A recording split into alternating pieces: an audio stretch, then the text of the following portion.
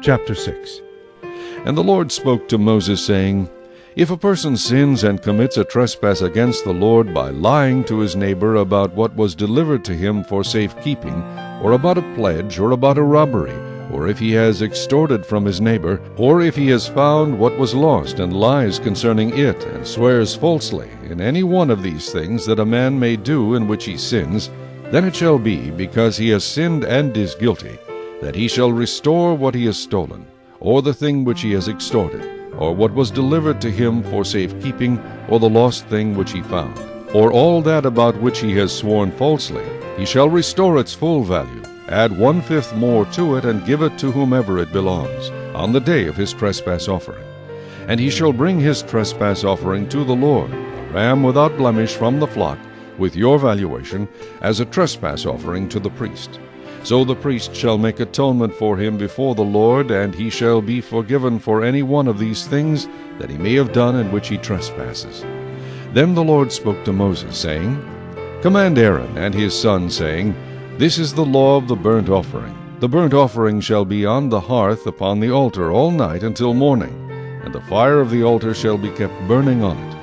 And the priest shall put on his linen garment, and his linen trousers he shall put on his body, and take up the ashes of the burnt offering which the fire has consumed on the altar, and he shall put them beside the altar. Then he shall take off his garments, put on other garments, and carry the ashes outside the camp to a clean place. And the fire on the altar shall be kept burning on it, it shall not be put out.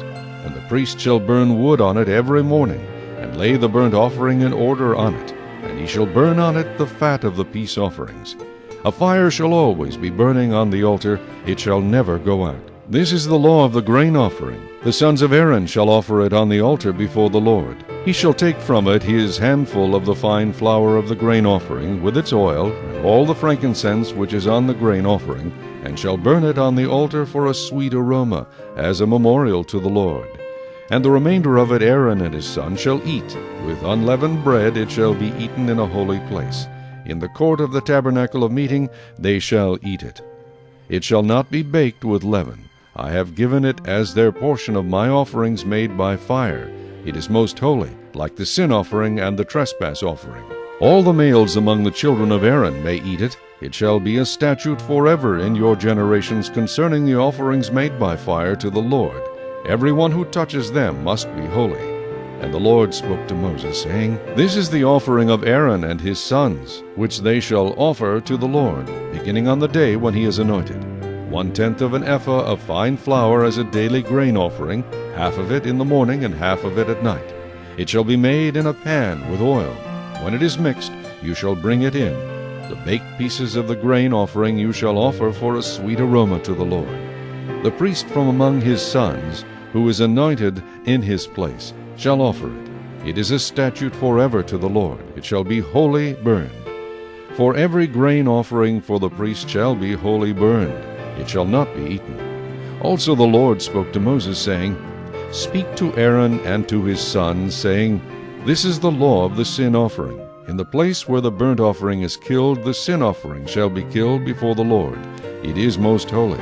The priest who offers it for sin shall eat it. In a holy place it shall be eaten, in the court of the tabernacle of meeting. Everyone who touches its flesh must be holy. And when its blood is sprinkled on any garment, you shall wash that on which it was sprinkled in a holy place. But the earthen vessel in which it is boiled shall be broken, and if it is boiled in a bronze pot, it shall be both scoured and rinsed in water. All the males among the priests may eat it. It is most holy. But no sin offering from which any of the blood is brought into the tabernacle of meeting to make atonement in the holy place shall be eaten. It shall be burned in the fire.